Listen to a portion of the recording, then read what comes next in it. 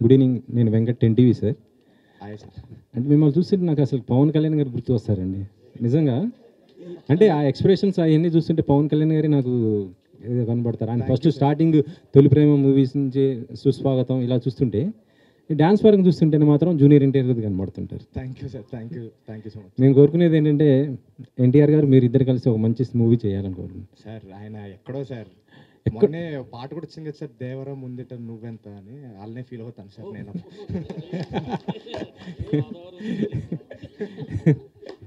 కానీ ఏదో రోజు మీరు కూడా అంత స్టార్ అవుతారండి. Thank you sir. Thank you sir. So అంటే మీకు ఈ కథ చెప్పినప్పుడు, అంటే బన్నీవాస్ గారికి చెప్పినప్పుడు ఆయన అసలుకి బాగా నవ్వి నవ్వి నవ్వి నొప్పి వచ్చేయండి. మరి మీకు చెప్పినప్పుడు మీకు ఎలా అనిపించింది అసలు? నాకు అలా అనిపించింది కాబట్టి ఈరోజు ఇక్కడ ఉన్నానండి. సో అంజి గారు ఆయన నరేషన్లోనే ఆ పవర్ ఉందండి. అంటే చూసినట్టుగా కనపడుతుంది అనమాట సినిమా. సో ఫస్ట్ ఆయన నరేట్ చేసినప్పుడు బీభత్సంగా నవ్వేశాను నేను కూడా. ఆల్మోస్ట్ ఒక 3 గంటలు విన్నాం కదా సార్ ఆ రోజు నరేషన్. సార్ 3 గంటలేం సార్, మీరు చెప్పకండి సార్. సో నవ్వుతూనే ఉన్నానండి కంటిన్యూస్గా. అంటే 3 గంటలు చెప్పారని చెప్పట్లేదు, మధ్యలో మేము నవ్వడానికి టైం తీసుకుంటున్నాం కాబట్టి అంతసేపు పట్టింది. సో తప్పకుండా అందరూ ఆడియన్స్ కూడా అలానే ఫీల్ అవుతారు, థియేటర్లో అలానే నవ్వుతారని భావిస్తానండి. వాసు గారికి సార్, యాక్చువల్లీ ఆగస్ట్ 15th మేము పుష్ప 2 ఎక్స్పెక్ట్ చేసాం అప్పుడు కదా, అందరం అదే అనుకున్నాం. ఇప్పుడు ఆయుధ అవగొట్టిన తర్వాత ఎలాగా మీరు నన్ను వేసుకుంటారు, క్లారిటీ ఉంది. ఫస్ట్ ఆయుధ అవగొట్టారు. అదే అదే సార్. అంటే అంటే ఆ డేట్ని ఫుల్ఫిల్ చేస్తుందా అనేసి నేను, అంటే ఆ రేంజ్లో సినిమా ఆడిద్యా ఎలా ఉంటుంది అనేసి అంటే మీరు అడుగుతున్న క్వశ్చన్లోనే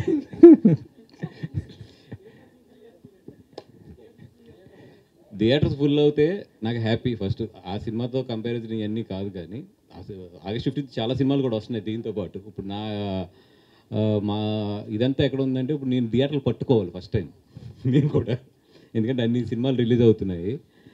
అండ్ సెకండ్ థింగ్ ఏంటంటే, ఆగస్ట్ 15 రిలీజ్ చేయడానికి దీనికి మెయిన్ కారణం ఏంటంటే, ఇప్పుడు ఇందాకే మన మిచ్చిన ఆయన మాట్లాడుతుంటే కూడా మాట్లాడుకున్నాం. ఈ రోజులో సినిమా బాగుంది అంటే అది మౌత్ టాక్ వెళ్ళి దాని తర్వాత స్లోగా రేజ్ అయ్యే సినిమాలు ఇవన్నీ కూడా. సో ఒక 1 వీక్ ఈ సినిమా బాగుంది అనేది జనాల్లోకి వెళ్తానికి టైం కావాలి మాకు. సో నేను ఇది యాక్చువల్ ఏంటంటే సెకండ్ వీక్ నుంచి I'm expecting the revenues. But first week ఏంటంటే ఈ సినిమా చాలా బాగుంది అని వెళ్తానికి I need theatres to get the mouth talk వెళ్ళి సెకండ్ వీక్ జనాల్ని థియేటర్ తీసుకురావాలి. సో ఆ స్ట్రాటజీ మీదే 15th వేస్తే కనుక ఏంటంటే హాలిడేస్ ఉన్నాయి కాబట్టి 2-3 హాలిడేస్ ఎక్కువ. అండ్ రెండోది ఏంటంటే, ఈ సినిమా ఫుల్ థియేటర్ మీద చూడవలసిన సినిమా. అట్లీస్ట్ ఒక 50% ఆఫ్ ద థియేటర్ ఉంటేనే ఈ సినిమా ఒక కిక్ తెలుస్తుంది. అందుకని చెప్పి కంపల్సరీ కొంచెం థియేటర్లు తక్కువ ఉన్నా టైట్ అయినా కూడా నేను ఏమంటుంది దేనికి కంపల్సరీ ఆ డేట్ వేయమని ఎందుకు చెప్తున్నానంటే, బికాస్ 50% థియేటర్స్ కంపల్సరీ మాకు వస్తాయి కాబట్టి, హాలిడేస్ కాబట్టి. అంతమంది ఉంటే ఎప్పుడు ఏంటంటే జనాలు ఎక్కువ ఉంటే లాఫ్ ఎక్కువ బాగుంటుంది. అందుకని చెప్పి స్ట్రాటజిక్గానే ఆ రోజు వస్తున్నాం. సోషల్ మీడియాలో ఒకటే ఇప్పుడు అంటే వస్తున్న న్యూస్ అంటే బన్నీ గారు సుకుమార్ గారి ఇష్యూ నడుస్తున్నట్టుంది. అదే అంటే చెప్పండి, అంటే నిజమా లేకపోతే షూటింగ్ ఏం ప్రాబ్లం లేకుండా నడుస్తుందా ఏంటి అసలు? నేను దాని గురించి మాట్లాడాను అనుకో, నా సినిమా మొత్తం ఆయన మొత్తం వెళ్ళి దాని గురించి రాస్తారు. అంటే గడ్డం తీసేశారు, ఆ గడ్డం గురించి అని చెప్పేసి ఇక ఆయన ఆల్రెడీ మైక్ పెట్టి గడ్డం గురించి చెప్పండి సార్. అంటే టు బీ హానెస్ట్, నాకు మొన్న ఏదో ఆర్టికల్ ఎవరో ఫ్రెండ్ పంపితే చదివాను 2-3 ఆర్టికల్స్. ఇప్పుడు లోపల ఏం జరుగుతుంది అనేది బన్నీ గారు సుకుమార్ గారి తర్వాత ప్రొడ్యూసర్స్ తర్వాత అత్యంత సన్నిహితంగా తెలిసింది నాకే. It's a very very simple and చాలా మేము ఆ ఆర్టికల్ చూసుకుని నవ్వుకునే సిచ్యువేషన్లోనే ఉన్నాం మేము అందరం అయితే.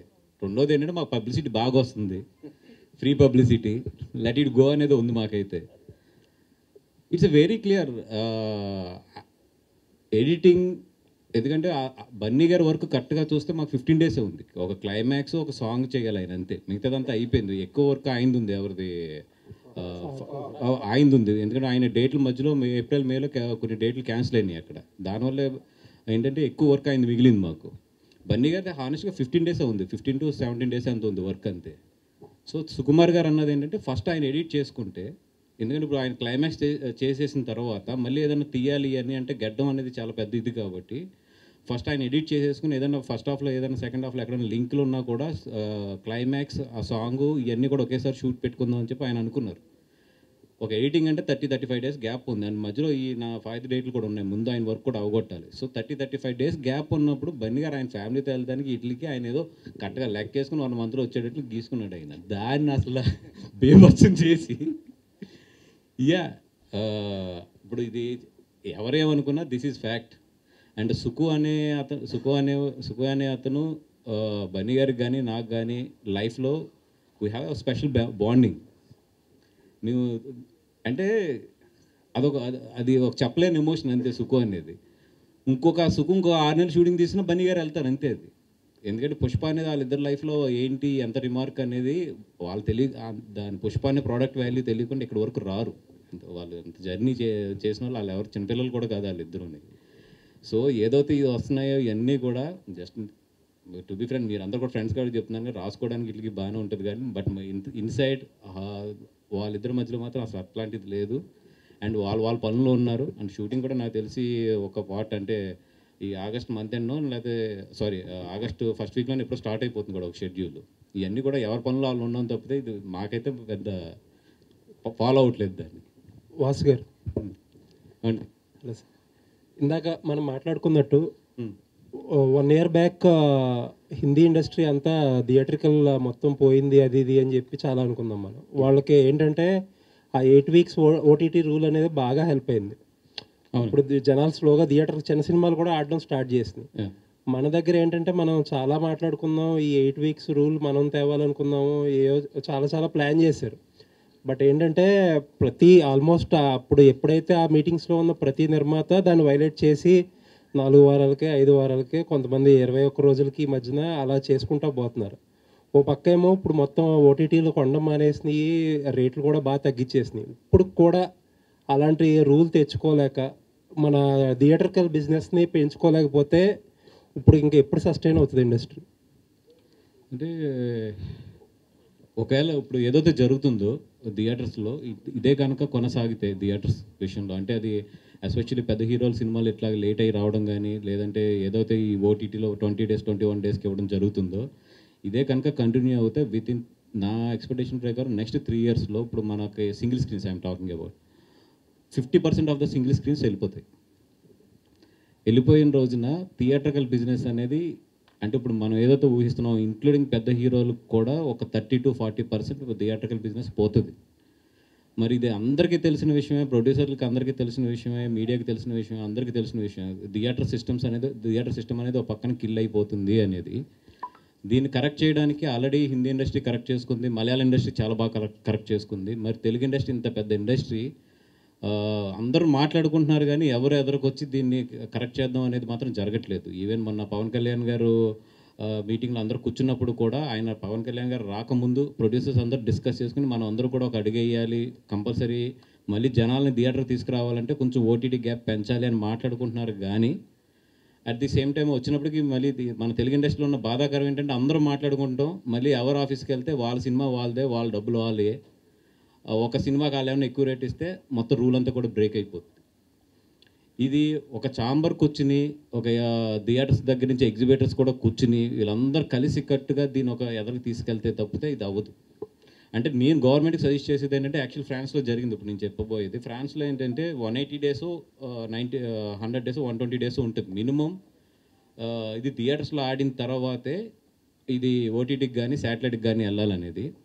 వాళ్ళు ఎందుకు పెట్టారంటే అక్కడ ఉన్న థియేటర్ సిస్టమ్ చచ్చిపోతుంది, థియేటర్ కల్చర్ అనేది చచ్చిపోతుంది, దానివల్ల ఎంప్లాయ్మెంట్ చాలా పోతుంది రేపొద్దున అని చెప్పి ఫ్రాన్స్ గవర్నమెంట్ అది ఇంప్లిమెంట్ చేసింది.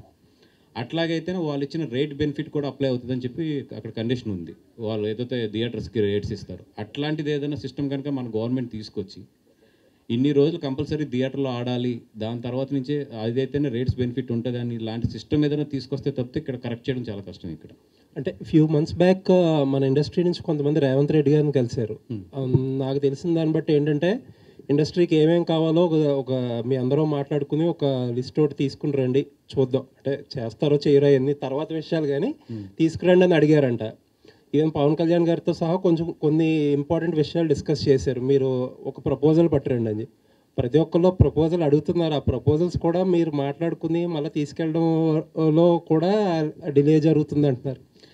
అవునండి, ఇది ఎగ్జాక్ట్లీ మీరు చెప్పింది రైట్. కళ్యాణ్ గారు కూడా చాలా క్లియర్గా ఆయన చెప్పింది ఏంటంటే మీరు అందరూ అనుకుని ఇండస్ట్రీకి బెనిఫిట్ అయ్యే అంటే ఇండస్ట్రీ కలకాలం బాగుండాలి. అట్ ది సేమ్ టైం జనాలను కూడా మీరు దృష్టిలో పెట్టుకుని, ప్రేక్షకులందరూ కూడా దృష్టిలో పెట్టుకుని ఎట్లాగా ఈ రెండింటి మధ్యలో బ్యాలెన్స్ చేస్తారో అది బ్యాలెన్స్ చేసి తీసుకురండి అని చెప్పి ఆయన మీరు ప్రపోజల్స్ తీసుకురండి. దేంట్లో ఏది సాధ్యం ఏది అసాధ్యం అనేది నేను ఆలోచిస్తాను. డెఫినెట్గా నేను చంద్రబాబు నాయుడు గారితో మాట్లాడి ఎదురు తీసుకెళ్తానని కూడా చెప్పారండి. అయితే ఏంటంటే అక్కడి నుంచి వచ్చిన తర్వాత ఆ మీటింగ్ జరగలేదు. యాక్చువల్లీ మొన్న కూడా చాలామంది ప్రొడ్యూసర్స్ కలిసినప్పుడు కూడా అనుకున్నాము. అదేంటంటే ఇప్పుడు దిల్ రాజు గారు, అరవింద్ గారు, మన సురేష్ బాబు గారు లాంటి వాళ్ళు కొంచెం ఏంటంటే అది ఇనిషియేట్ తీసుకోవాలి. తీసుకుని దాన్ని ఎదురు తీసుకెళ్తే డెఫినెట్గా, ఎందుకంటే అక్కడ కూడా ఇప్పుడు ఫ్రెండ్లీ గవర్నమెంట్ ఉంది ఇండస్ట్రీకి. ఇక్కడ రేవంత్ రెడ్డి గారు కూడా ఇండస్ట్రీలో మంచి మంచి రిలేషన్స్ ఉన్నాయి. ఇంత మంచి టైంలో కూడా మన ఇండస్ట్రీ నుంచి చేయించుకోలేకపోతే అది ఇంకా మన ఇండస్ట్రీ దురదృష్టం అని చెప్పుకోవాలి అంతే. అది థ్యాంక్ యూ. గత కొద్ది కాలంగా come to the cinema. Okay, అంటే కొద్ది కాలంగా చూస్తుంటే మీరు అందరేమో పెద్ద హీరోలతోని సినిమాలు చేసి తక్కువ లాభాలు సంపాదిస్తున్నారు. మీరు మాత్రం చిన్న హీరోలతోని తర్వాత సినిమాలు తీసి పెద్ద విజయాలు సాధిస్తున్నారు. ఏంటంటే ఆ సీక్రెట్? సారీ, నేను నాకు అదనకు వినలేదు. సింపుల్గా అడగండి ఒకసారి. అంటే అందరూ పెద్ద హీరోలతోని భారీ బడ్జెట్ సినిమాలు తీసి తక్కువ లాభాలు నష్టాల్లో అట్లా ఉన్నాయి, కానీ మీరు మాత్రం చిన్న బడ్జెట్ సినిమాలు చిన్న హీరోలతోని అప్కమింగ్ హీరోలతో సినిమాలు చేసి భారీ లాభాలు సాధిస్తున్నారు. ఏంటండి ఆ ప్లానింగ్? అంటే ఇప్పుడు కల్కి లాంటి సినిమాలు కానీ ఇవన్నీ కూడా వాళ్ళు పెద్ద అమౌంట్ పెట్టి పెద్ద రిస్క్ తీసుకుని పెద్ద ప్రాఫిట్లే తీసుకుంటున్నారు.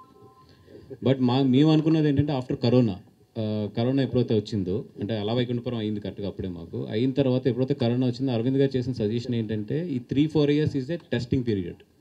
ఎటు వెళ్తుంది ఇండస్ట్రీ, ఎలా వెళ్తుంది ఏంటి అనేది. ఈ టైంలో I don't want to risk, పెద్ద మనీ నేను రిస్క్ చేయలేను. సో స్లో అండ్ స్టడీగా వెళ్ళండి అని ఇప్పుడు మేము ఏదైతే స్టడీ ఈ 3 ఇయర్స్ కొంచెం స్లోగా వెళ్తూ స్టడీ చేసుకుంటూ వెళ్ళాము. ఇప్పుడు Thandel is a big budget, నాకు నియర్లీ 75+ అవుతుంది అది. సో జనాలకి ఏం నచ్చుతుంది, జనాలకి ఏం ప్రజెంట్ చేస్తే థియేటర్కి వస్తుంది, జనాలకి ఏం ప్రజెంట్ చేస్తే టికెట్లు తగ్గుతున్నాయో ఒక చిన్న అండర్స్టాండింగ్ అయితే ఇప్పుడు వచ్చింది. So now we are starting again. అంటే ఆయిల్లో మన నితిన్ తీసుకోవడానికి ఏంటంటే ఆ కాన్ఫిడెన్స్? అంటే ఆ కథకు తగ్గ హీరోనా, లేకపోతే సబ్జెక్ట్ డిమాండ్ చేయడం వల్ల ఎవరైనా పర్లేదు అనుకున్నారు? అంటే నేను మ్యాడ్ బిఫోర్ రిలీజ్ విన్నానండి, సినిమా చాలా బాగుంటుంది 100% అని. సో డెఫినెట్గా ఏంటంటే ఎప్పుడు కూడా ఒక సినిమా సక్సెస్ అయితే దాని తర్వాత దాంట్లో ఉన్న క్యాస్టింగ్కి అన్నిటికీ కూడా ఒక చిన్న ఇది వస్తుంది. అట్ ద సేమ్ టైం దీనికి ఒక ఫ్రెష్ అయితే బాగుంటుంది, టైమింగ్ కానీ ఇవన్నీ కూడా అంటే జనాలు ఎక్స్పెక్ట్ చేయని ఒక టైమింగ్ ఏదన్నా ఉంటే బాగుంటుంది అనుకుని, అందుకనే ఇప్పుడు అంకిత్ని కానీ కసిరెడ్డి టైమింగ్ కూడా ఈ సినిమాలో తన అంత ముందు టైమింగ్స్కి అన్న కూడా చాలా డిఫరెంట్గా ఉంటుంది. డెఫినెట్గా అంకిత్కి అయితే ఈ సినిమా తర్వాత తన లైఫ్లో గుర్తుండిపోయే సినిమా మాత్రం అంకిత్కి ఇది ఒకటి అవుతుంది. ఇంకా నితిన్ గారి కంటే ఆయన కెరియర్లో డెఫినెట్గా ఇది ఒక మంచి స్టెప్ అయితే మాత్రం అవుతుంది ఆయనకి. అయితే మీరు ఈ మీటింగ్కి ఒక ఎమ్మెల్యే వస్తారని మేము అనుకున్నాము, కానీ మీకు టికెట్ కూడా వచ్చింది, పోటీ చేస్తున్నారన్నారు, కానీ లాస్ట్ మినిట్లో మిస్ అయిపోయింది. ఏంటండి కాదు? అరవింద్ గారిని అడగండి, ఇందాక ఆయన మిస్ అయ్యారు. ఆయన చాలా క్లారిటీగా చెప్పాడు. 2029 వరకు కంపెనీ మొత్తం ట్రైన్ చేసి మొత్తం ఎస్టాబ్లిష్ చేసిన తర్వాత నువ్వు స్టెప్ తీసుకో, నేనేమన్నా నేనే అప్పుడు కాలితే ఎలక్షన్ మొత్తం ఖర్చు కూడా నేనే ఇస్తాను, కానీ ఈ లోపల ఎంత కాలేరు కొడతాను అన్నాడు ఆయన. సో అది అలా అని కూడా కాదు, కానీ అది నాకు కూడా న్యాయం అనిపించలేదు. ఎందుకంటే ఇప్పుడు విద్యాకి కానీ వీళ్ళందరూ వచ్చారు, దే నీడ్ 1-2 ఇయర్స్ టైం ఉంటుంది వాళ్ళకి ఇంకా ట్రైన్ అంటే ఐ మీన్ ఎస్టాబ్లిష్ అవ్వాలి. అవన్నీ అయ్యి కంపెనీ కరెక్ట్గా ఒక గాడిలో పడిపోయింది అన్న తర్వాత డెఫినెట్గా నేను మాత్రం అటు సైడ్ కాల్ తీసుకుంటాను. పవన్ కళ్యాణ్ అడిగారండి టికెట్ ఇవ్వమని, లేకపోతే ఆయన ఏమైనా ఆఫర్ చేశారా? అంటే 2019లోనే ఆయన ఒకటే చెప్పారు నాకు, పాలకొల నుంచి నువ్వు వెయ్యి అన్నారు ఆయన 2019లోనే. అంటే సార్ నేను ఇంకా చిన్నపిల్లని కదా ఏదంటే, నువ్వు అలా ఆలోచించుకు ఓడిపోయినా పర్వాలేదు, బట్ నువ్వు ఒక క్యాండిడేట్ అవుతావు, భయపడకు, ఫస్ట్ స్టెప్ అయ్యి ఏదైతే అవుతుంది ముందు ధైర్యంగా అయితే ఎదరికెళ్ళు అన్నారు. కానీ నాకు ఆ రోజు నిజంగా ధైర్యం సరిపోలేదు. అలాగే ఈ ఎలక్షన్ బిఫోర్ ఆయన నాతో మాట్లాడినప్పుడు కూడా ఏంటి ఇంకా టైం తీసుకుంటావు అన్నారు, ఒక్క మాట అంతే. అంటే నేను అరవింద్ గారితో మాట్లాడాలి సార్ అంటే ఆయనకు అర్థమైపోయి సరే నువ్వు ఇండివిజువల్ డెసిషన్ తీసుకునే రోజు నా దగ్గరికి రా అన్నాడు ఆయన, అంతే. నితిన్ గారు హాయ్ అండి. Hi sir. మీరు సిటీ బాయ్, హైదరాబాద్లోనే పెరిగారు. ఈ కథలో చూస్తే ఒక పల్లెటూరులో అమలాపురం సరౌండింగ్లో బాయ్ క్యారెక్టరు, ఈ క్యారెక్టర్లో మీరు చేయడానికి ఎన్నో వర్క్షాప్స్ అయినా చేశారా? ఎలా ఇన్వాల్వ్ అయ్యారు? లాంగ్వేజ్ కూడా ఎలా? లేదు సార్, మీరందరూ కొత్త కాబట్టి నన్ను ఈ మధ్య చూస్తారు కాబట్టి అలా ఉంది, కానీ నా క్లోజ్ ఫ్రెండ్స్ అడిగితే చెప్తారు సార్ నేను ఎంత చీప్ లత్కొరగాను. సో సో ఈ కథకి నేనే కరెక్ట్ అని నాకే అనిపించింది సార్. భాష, ఆ లాంగ్వేజ్, ఆ యాసని ఎట్లా నేర్చుకున్నారు సార్? అంటే చాలామంది వెక్కిరిస్తూ అవి ఇవి చేస్తూ అన్ని భాషల పైన కొంచెం అవగాహన ఉంది సార్. అంటే రాయలసీమ యాక్సెంట్ పైన మా అమ్మమ్మ సైడ్ వాళ్ళందరిని ఆడుకునేవాడిని. ఆ తర్వాత కొంతమంది ఫ్రెండ్స్ ఉండేవాళ్ళు గోదావరి సైడ్ వాళ్ళు, వాళ్ళందరినీ రెచ్చగొట్టకో అలా అని ఆడుకునేవాడిని. సో అలా ఆడుకుంటూ తెలియకుండా వచ్చేసింది సార్. ఓకే అండి. అంజి గారు, డైరెక్టర్ గారు, అయితే ఓకే. ఇందాక సాంగ్లో చూస్తే నాకు ఒక పోస్టర్ కనపడింది. మన అమలాపురం, గోదావరి, తూర్పుగోదావరి అంటే ఆర్కెస్ట్రాకి అంబాజీపేట బాగా ఫేమస్. అంబాజీపేట ఇది ఉంటుంది బ్యాండ్, కానీ మీరు భీమవరం మోహన్ తీసుకొచ్చారు ఆర్కెస్ట్రా. భీమవరం లింక్ ఏంటి? వాసు గారు, బన్నీ వాసు గారు ఏమైనా చేశారా? అది కాదు సార్, అది భీమవరం కాదు, వేమవరం. మోహన్ ఆర్కెస్ట్రా భీమవరం. మామూలుగా పెట్టాము, యాక్చువల్ పేరు బాగుందని. అంజి గారు మీరు నిజంగా తెలీదు, ఉందా మోహన్ మోహన్ ఆర్కెస్ట్రా భీమవరం. మంచి పబ్లిసిటీ అవుతుంది సార్. అంబాజీపేట అది ఈస్ట్ గోదావరి కదా, అమలాపురం. నాకు తెలియదండి, మామూలుగా ఎవరో మా అసిస్టెంట్ గారు పెట్టినట్టున్నాడు. అంటే అప్పుడు ఈస్ట్ గోదావరి అండి, ఇప్పుడంటే మీరు అమలాపురం జిల్లా అంటున్నారు, కానీ అదే తూర్పుగోదావరి జిల్లా. అది వెస్ట్ గోదావరి భీమవరం ఉంది, భీమవరం. అది మనకు తెలియదు సార్. అంజి హాయ్ అండి. హాయ్, నా పేరు రాధా అండి. ఓకే. ఆధాన్ మీడియా నుంచి అండి. Okay okay. హాయ్, మాది అమలాపురం అండి. ఓహో. అంజి గారు, మేము తిరిగిన వీధులంతా మీరు సినిమా చూపించారు, చాలా హ్యాపీ అండి, చాలా సంతోషం. అమలాపురంలో ఎక్కువ మోహన్ ఆర్కెస్ట్రా పెడతారు. ఏదైనా ప్రోగ్రామ్ మన నవరాత్రులు జరుగుతుంటే ఆ కోణంలో పెట్టారేమో అనుకున్నాను నేను. Okay okay. ఎక్కువ మోహన్ ఆర్కెస్ట్రాని తీసుకెళ్ళి అక్కడ పాటలు పాడిస్తారు. Okay okay. ముందుగా ఆయ్ అనే సినిమా మన గోదావరి జిల్లాలో తీసినందుకు వాసు గారికి కూడా కంగ్రాచులేషన్స్. గోవాలో తీసిన సినిమా అయినా అట్టర్ ఫ్లాప్ అవ్వచ్చు, కానీ గోదావరి పరిసరాల్లో తీసిన సినిమా ఫ్లాప్ అవ్వదు. ఇది చాలా గోదావరి చాలా మంది ఉన్నట్టున్నారు. దాని గురించి మీరు ఏమంటారు? అసలు గోదావరి పరిసర ప్రాంతాల్లో తీసిన సినిమా భీమవరంలో నుంచి కానీ అక్కడ వెటకారం అదంతా. లాస్ట్ టైం ఒక సినిమా ప్రభాస్ గారి ఏదో చాలా తక్కువ ఆడిన సినిమా, అప్పుడు మా ఓడు అంటాడు భీమవరంలో ఒకడు, ఒరే ఆయన తీసుకెళ్ళి మొగల్తూరు కాలగట్ట అంటే తీసుకెళ్ళి నరసాపురం ట్రైన్ ఎక్కిస్తే సూపర్ హిట్ అయిపోతుంది సినిమా, అక్కడ దాకా ఎందుకు తీసుకెళ్ళారా అన్నాడు. అంటే సినిమా ప్యాషన్ మన ఏరియాలో ఎక్కువ ఉంటుందండి. ఇద్దరు ఫ్రెండ్స్ కలిస్తే టీ తాగుతూ మాట్లాడుకోరు, సినిమా చూస్తూ మాట్లాడుకుంటారు. అలా ఈ అనే సబ్జెక్ట్ని గోదావరి జిల్లాలో ఆ నీళ్ళ ట్యాంకులు ఎన్ని ఖర్చు పెట్టారు, ఎలా తీశారు, ఆ టైంలో మేము కూడా అక్కడే ఉన్నాము, దాని గురించి చెప్పండి. అంటే జనరల్లీ నేను పుట్టి పెరిగిందంతా కూడా పాలకొల్లు. ఆ సరౌండింగ్స్ మొత్తం మా ఫాదర్ది కోకోనట్ బిజినెస్, కొబ్బరికాయ వ్యాపారం. సో ఆ సరౌండింగ్స్ అంతా కూడా బాగా పట్టున్న ఏరియా నాకు. అంటే ఎప్పుడు కూడా నేను అక్కడ, అంటే నాకు జనరల్లీ మంత్కి అట్లీస్ట్ ఒక 10 days అన్నట్టు సైడ్ ఉంటాను. ఎప్పుడు నేను అక్కడ ట్రావెల్ చేస్తున్నా కూడా ఒక కళ్ళుకి ఒక తెలియని ఒక ఆనందం ఉంటుంది ఈస్ట్ వెస్ట్ గోదావరిలో ట్రావెల్ చేసేటప్పుడు. ఆ పచ్చదనం కానీ అక్కడ ఉండే కాలువలు కానీ ఇవన్నీ కూడా ఎప్పుడు నా మైండ్లో తిరుగుతూ ఉంటుంది. నిజంగా దీన్ని కేరళలో ఎప్పుడు కూడా మలయాళం సినిమాలు చూసినప్పుడు కేరళలో చాలా బ్యూటిఫుల్గా చిత్రీకరిస్తారు అని, అంతకన్నా అందం ఇక్కడ మన దగ్గర ఉంది, ఎప్పుడన్నా చూపించాలి ఛాన్స్ దొరికినప్పుడు అనుకున్నా. ఛాన్స్ దొరికింది, చూపించేసాం అంతే. అండ్ వర్షం అంటారా, కరెక్ట్గా యాక్చువల్లీ ఏంటంటే అందరూ వర్షాలప్పుడు షూటింగ్ చేయరు, జనరల్లీ ఆగుతారు. ఈ సినిమాకి ఏంటంటే వర్షాలు వచ్చినప్పుడే షూటింగ్ చేద్దాం అనుకున్నాం. కాకపోతే ఏంటంటే ఇక్కడ కథ ఇవన్నీ మీకు గేదార్స్ గురించి తెలియదు ఏముంది, ఆ రుబ్బి కొంచెం బయట తీసుకొచ్చినప్పటికి వర్షాలు వెళ్ళిపోయినాయి, ఎండాకాలం వచ్చేసింది, శీతాకాలం వెళ్ళిపోయింది, ఎండాకాలం వచ్చేసింది. సో మళ్ళీ వర్షాలు క్రియేట్ చేయాలి, అందుకని చెప్పి మబ్బు సూర్యుని కవర్ చేసినప్పుడే షార్ట్లు తీసాడు చాలా వరకు, ఎందుకంటే ఆ లైటింగ్ మ్యాచ్ అవ్వాలి కాబట్టి. అదేవిధంగా జనరల్గా ఏంటంటే ఈరోజు ఉన్న బిగ్గెస్ట్ కంఫర్ట్ ఏంటంటే సీజీలో రెయిన్ వేయటం. నేను అడిగింది అంటే అట్లా వద్దు, ఒరిజినల్ రెయిన్లోనే షూట్ చేద్దామని చెప్పి ఆ సన్నని మబ్బు కవర్ చేసినప్పుడే షార్ట్ తీశారు. అండ్ ఒరిజినల్ రెయిన్సే మొత్తం మోటార్స్ అన్నీ కొని దాని సెటప్ అంతా కొని ఇంచుమించు బ్యాక్గ్రౌండ్లో 1 kilometer రోడ్డు తడిపేవారు. అండ్ ఇంచుమించు చుట్టుపక్కల ఉన్న మట్టి గిట్టి అంతా ఇంక్లూడింగ్ ఎక్కడైనా షూట్ చేస్తే, ఎందుకంటే వర్షం కురిసినప్పుడు మొత్తం కూడా తడిగానే ఉంటుంది అంతా కూడా. ఆ తడంతా వీళ్ళు షార్ట్కి ముందు ప్రిపేర్ చేసుకోవడం, ఆ ఎండాకాలం కదా అది ఎండిపోయేది ఫట్టని, మళ్ళీ షార్ట్ అంటే మళ్ళీ క్రియేట్ చేయడం. అరవింద్ గారు ఏంటంటే యూనిట్ అమలాపురం వెళ్ళింది రావట్లేదేంటి అంటే చివరికి వర్షాకాలం అయిపోయి వచ్చారు వీళ్ళు. అది ఒరిజినల్గా అయితే అయ్యింది.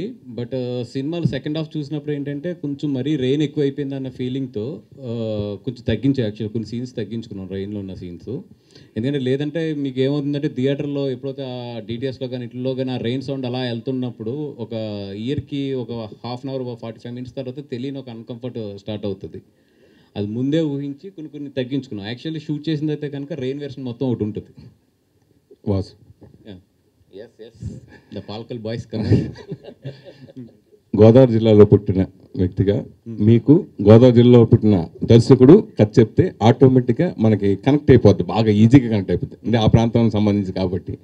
సో ఇది ఈ ప్రాంతం కాకుండా మిగతా ప్రాంతాలు కూడా బాగా నచ్చుతుంది అనే అంశంతో ఏ అంశం నచ్చి మీరు ఈ సినిమా కథ యాక్సెప్ట్ చేశారంటే? ఫస్ట్ ఆఫ్ ఆల్ సురేష్ గారు, మీరు ఇంత ఫార్మల్గా ఇంత నీట్ క్వశ్చన్స్ అడిగితే మీకంటూ ఒక ఇమేజ్ ఉంది జనాల్లో, దయించి దాన్ని పాడు చేయకండి. మీ మీద మాకు ఒక ఎక్స్పెక్టేషన్స్ ఉన్నాయి. నెక్స్ట్ వస్తా. ఇప్పుడు ఇందాక ఎవరో నాకు చెప్తున్నారు లోపలికి వచ్చినప్పుడు, ఏమండి సురేష్ గారిని పిలిస్తే ఛాంబర్లో మీకు ఫోన్లు వస్తాయని చెప్పి, ఫోన్ తర్వాత పబ్లిసిటీ వస్తుంది ముందు రమ్మని చెప్పింది. థ్యాంక్ యూ పిలిచి. నువ్వు ఎట్లా కొన్ని క్వశ్చన్స్ అడిగితే ఓకే, నెక్స్ట్ వస్తాను, దాని తర్వాత వస్తా. ఫస్ట్ దీనికి సమాధానం చెప్పండి. అంటే మనం కనెక్ట్ అవుతాం కదా, మనం రియల్ లైఫ్లో మనం ఏం జరిగినా ఏదో ఉన్నా అన్ని చూసుంటాం.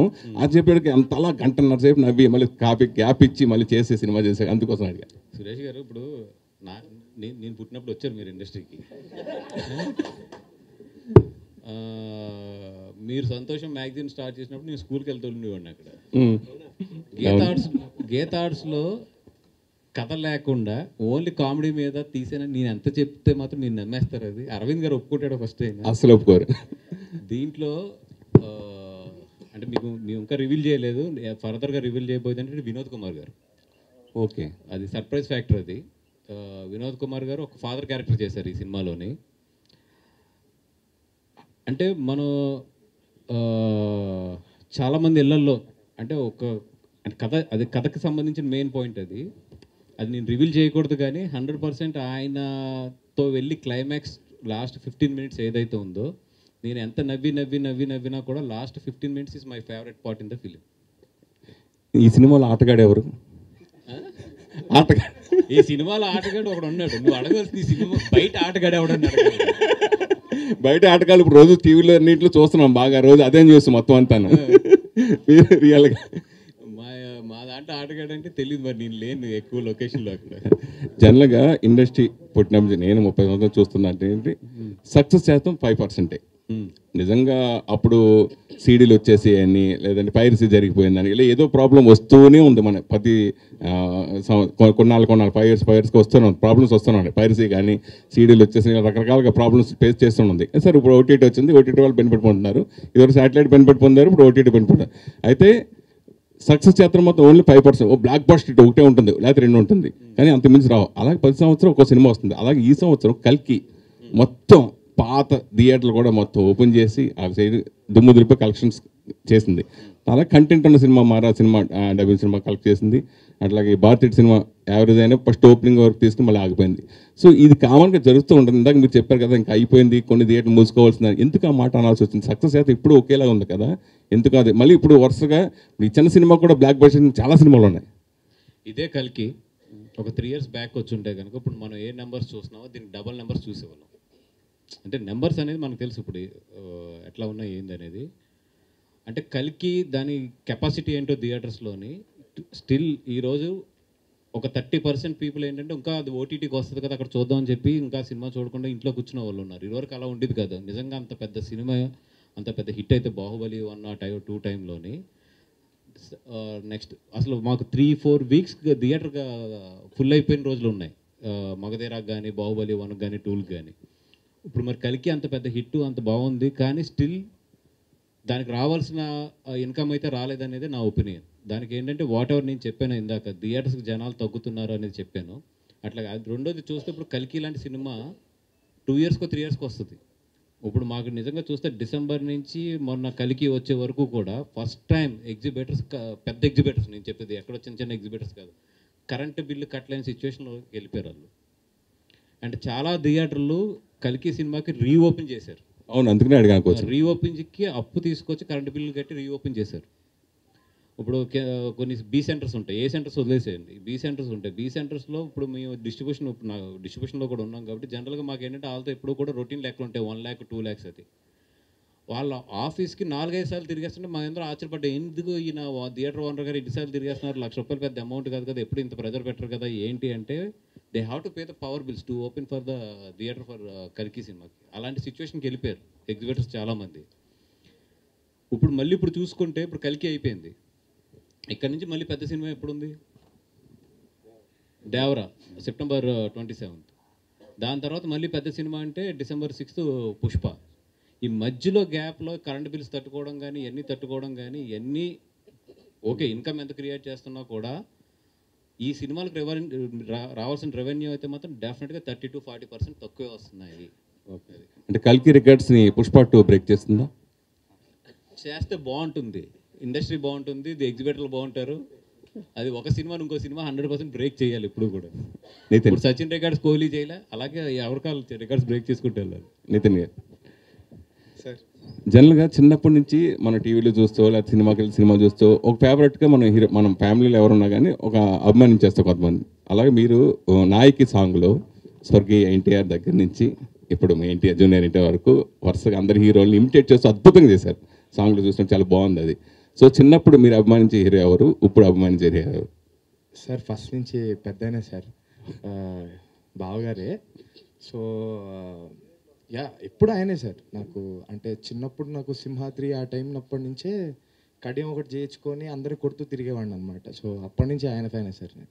అంటే మీరు చూడటానికి సాఫ్ట్గా ఉన్నారు కానీ మీ వెనకాల చాలా ఉంది, చాలా ఎక్కువ ఉంది సార్. అది అర్థమవుతుంది. అంటే మెయిన్ కొన్ని లాంగ్వేజెస్, అంటే నేను ఒక పలానా మాస్ హీరో అయిపోదాం ఇట్లా అయిపోదాం అనుకుంటారు కదా, మ్యాట్ సినిమా జరుగుతున్నప్పుడు ఆ సినిమా సక్సెస్ అవుతుంది నమ్మకం ఉండి కూడా ఈ సినిమా ఒప్పుకోవడానికి మెయిన్ రీజన్ ఏంటి? అలాగే ఈ లాంగ్వేజ్ కొన్ని లాంగ్వేజ్ రాయలసీమ హీరోగా కొంచెం ఆ ప్రాంతం కథ అయితే కనుక దాని మాడ్యులేషన్ వేరేగా ఉంటుంది, తెలంగాణది వేరేగా ఉంటుంది, గోదావరి వేరే, ఇట్లా దీనికోసం మీరు ప్రత్యేక తీసుకున్న జాగ్రత్తలు ఏంటి? సార్ ఇందాకే మాట్లాడుకున్నాం కదా సార్, సినిమా అంటే అంత జనాలు రావట్లేదు థియేటర్కి, అలా ఉన్నప్పుడు మనం కూడా ఏదో పెద్ద హీరోలాగా చేసేద్దాం అని అనుకోకూడదు సార్. సో ఒక మంచి కథను చూపిద్దాం అనుకుంటేనే మనకి టికెట్లు తెగుతాయి సార్. అదొక్క దీంతోనే ఇలాంటి కథని ఎంచుకోవడం జరిగింది సార్. సంతోషం సురేష్ గారు, మీరు సంతోషం సురేష్ నుంచి కాంట్రవర్సీ సురేష్ గారు అయ్యారు, మళ్ళీ సంతోషం సురేష్ అయిపోతున్నారు ఏంటి? సో నితిన్, సో అంటే రీసెంట్గా వచ్చిన ఒక మూవీ గోదావరి యాసలోనే వచ్చింది, ఆ బ్యాక్డ్రాప్లో వచ్చినట్లు వెళ్ళిపోయింది. So gangs of Godavari. So అంటే నేను అడిగే క్వశ్చన్ రిలేటెడ్, సేమ్ బ్యాక్డ్రాప్లో ఈ సినిమా కూడా వస్తుంది. ఒకసారి క్వశ్చన్ వినండి.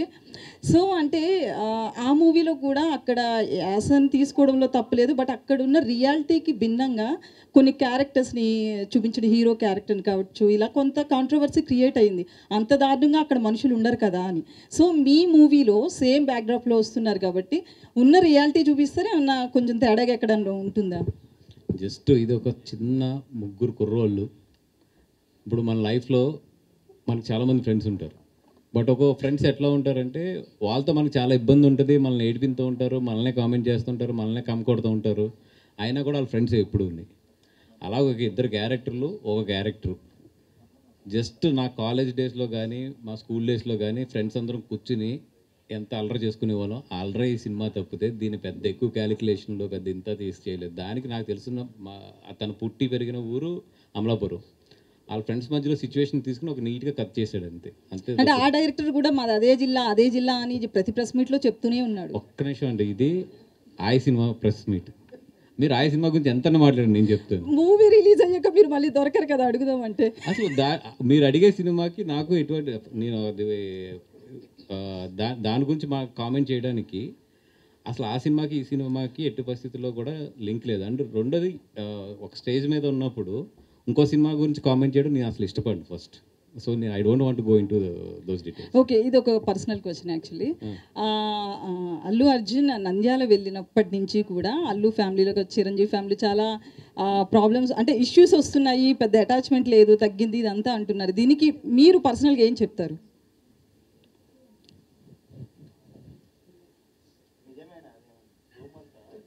అంటే ఇందాక ఒక దానికి మీరు క్లారిటీ ఇచ్చారు కదా, అదంతా రూమర్ అని చెప్పి గడ్డం గురించి. సో ఇది కూడా అట్లేదనా, రూమరా లేకపోతే నిజంగా ఉందా?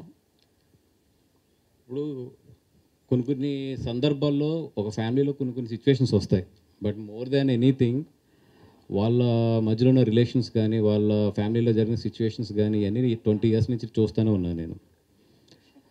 చిరంజీవి గారు ఎప్పుడు కూడా ఒక ఫ్యామిలీ కలిసి ఉండాలి. ఎందుకంటే ఇప్పుడు ఆయన బెంగళూరుకి ఆయన సంక్రాంతికి మొత్తం ఫ్యామిలీని అంతా కూడా పట్టుకెళ్తాడు. ఆయన నిజంగా పట్టుకెళ్ళినప్పుడు చాలా ఖర్చు అవుతుంది, ఎందుకంటే వీళ్ళందరూ స్టార్స్ వెళ్ళి అక్కడ ఉండటం కానీ ఇవన్నీ కూడా. బట్ అందరికీ కుదిరిన ప్రతి సంవత్సరం కూడా ఆయన తీసుకెళ్ళి దాన్ని ఒక సెలబ్రేషన్ కింద చేస్తాడు ఆయన. దానికి మెయిన్ కారణం ఏంటంటే ఫ్యామిలీ అంతా కూడా కలిసి ఉండాలి. ఓకే, పిల్లలందరూ ఎదిగారు, వాళ్ళకి ఇండివిజువల్ ట్రాక్స్ ఉన్నాయి, ఎవరు ఎలా జరుగుతున్నా కూడా ఫ్యామిలీ అంతా కూడా కలిసి ఉండి వీఆర్ వన్ అనే ఒక మెసేజ్ బయట పంపించడానికి అయినా కొన్ని సిచ్యువేషన్స్ వస్తాయి. అది వాళ్ళు ఇండివిజువల్ డెసిషన్స్ తీసుకున్నప్పుడు కొన్ని సిచ్యువేషన్స్ ఫేస్ చేయవలసి వస్తాయి ఫ్యామిలీలో. అంత మాత్రాన ఇప్పుడున్న ఏదో తాత్కాలిక ఎమోషన్స్ వీటిని తీసుకుని ఈ మెగా ఫ్యామిలీ అనే దాన్ని ఇక్కడ ఈ present situation point of view చూడటం అనేది నాకు ఎందుకో పెద్ద తెలివైన డెసిషన్ అనుకోను. ఎందుకంటే I know them very well. వాళ్ళ బాండింగ్స్ ఎట్లా ఉంటాయి, ఒక సిచ్యువేషన్ వస్తే ఒకరికొకరు ఎలా నిలబడతారు, ఒక సిచ్యువేషన్లో ఒక సిచ్యువేషన్ చాలు ఇవన్నీ తీసేసి మీ అందరం ఒకటి అని చెప్పడానికి. Just I'm waiting for that time అంతే. బట్ మీ అందరం కోరుకునేది ఒకటి ఏంటంటే, వాళ్ళని చిన్నప్పటి నుంచి చూసాం కాబట్టి ఫ్యామిలీని అందరినీ కూడా మీ అందరం కోరుకునేది ఏంటంటే ఈ ఫ్యామిలీ ఎప్పుడు బాగుండాలి, బాగుంటుంది కూడా. ఇవన్నీ జస్ట్ పాసింగ్ క్లౌడ్స్ అంతే. Nitin garu, so Mad movie కామెడీతో ఫుల్ ఎంటర్టైనర్ అది. సో మళ్ళీ మీరు సెకండ్ మూవీ కూడా ఆ టచ్లోదే తీసుకున్నారు. బేసికల్లీ అప్కమింగ్ హీరోస్ వీళ్ళంతా కూడా ఒక కమర్షియల్ మూవీ, ఆ ఫైట్స్ ఇట్లా ఉండాలనుకుంటారు కదా. సో సెకండ్ మూవీ కూడా కామెడీ ట్రాకే ఎక్కువ తీసుకోవడానికి రీజన్ ఏమంటారు? అంటే ఫస్ట్ జనాల్లో అలవాటు పడిన తర్వాత ఏదన్నా చేద్దామనండి. కాకపోతే ఇప్పటికైతే నేనైతే కథనే ముఖ్యంగా చూస్తున్నాను. ఇంకేం కాదు, ఇలా ఫైట్లు ఉన్నాయా లేవా అవేం చూడట్లేదు, ముఖ్యంగా కథనే చూస్తున్నాను. సో కథ బాగుండడం వల్లే నేను అంటే కథ బాగుంటే ఏదైనా చేస్తానండి, ఏ సినిమా అయినా చేస్తాను. ఒక తక్కువ రోల్ ఉంది కానీ సినిమా హిట్ అవుద్ది అంటే కూడా చేస్తాను. యాక్చువల్లీ బయటికి ఎలా ఉంటుందో చూడాలి, లోపల మైండ్లో అయితే బాగానే మేనేజ్ చేశారు. అల్లు అర్జున్ గారి నెక్స్ట్ లైనప్ గురించి అందరు పెద్ద హీరోలకి లైనప్లు అన్నీ ఫిక్స్ అయిపోయినాయి కదా. నెల్సన్ గారు అంటున్నారు, అప్పట్లో అట్లీ గారు అన్నారు, ఇప్పుడు త్రివిక్రమ్ గారు అంటున్నారు. దాని గురించి ఏమైనా చెప్పగలుగుతారా? అంటే ఏం లేదండి, ఇప్పుడు Pushpa December 6th release, first August 15th అనుకున్నాం కదా. సో అప్పుడు ఏంటంటే ఒక ప్లానింగ్ ఉండేది. ఇప్పుడు December 6th వెళ్ళింది కాబట్టి కొంచెం ప్లానింగ్స్ అన్ని చేంజ్ అవుతున్నాయి. నాకు తెలిసి ఈ మంత్ ఎండ్కి ఒక క్లారిటీ వచ్చేస్తుంది వాటి మీద. త్రివిక్రమ్ గారు ఏదో ఒక మంచి ఆయన ఇప్పుడు దాకా టచ్ అయిన ఒక జోనర్లో ఒక లైన్ చెప్పారు, బాగా ఎక్సైటెడ్గా ఉన్నారు బన్నీ గారు అని తెలిసింది. అవునండి, అది లైన్ అయితే ఫిక్స్ అయిపోయింది. ఓకే, దట్ ఫిలిం భారీ బడ్జెట్ అది. ఇప్పుడు ఆ ఫిలిం భారీ బడ్జెట్ చేయడానికి చిన్నబాబు గారు కానీ అరవింద్ గారు కానీ వీళ్ళందరూ వెళ్ళి ఇప్పుడు ఫైనాన్సెస్ని కార్పొరేషన్ ఎత్తుక్కోవాలి, అంత భారీ బడ్జెట్ అది. Okay, first pan India film మన త్రివిక్రమ్ గారికి. అంటే ఆయనకు ఆ క్యాపబిలిటీ ఉందనేది బన్నీ గారికి బాగా నమ్మకం త్రివిక్రమ్ గారి మీద. సో వీళ్ళిద్దరు ఎప్పుడు ఒక 2 years నుంచి మాట్లాడుకుని ఒక కాన్సెప్ట్ అయితే ఫిక్స్ అయ్యారు. It's a more then story, I can say it's a concept. అది ఫిక్స్ అయ్యారు. బట్ దాని బడ్జెట్కి దాని ప్రీ ప్రొడక్షన్కే మాకు 1.5 year టైం పడుతుంది. అట్ ద సేమ్ టైం దాని ఫండ్స్ కలెక్ట్ చేయడానికి కానీ అన్నిటికీ కూడా డెఫినెట్గా it's a very big project. Looking forward అండి. యా. అంజి గారు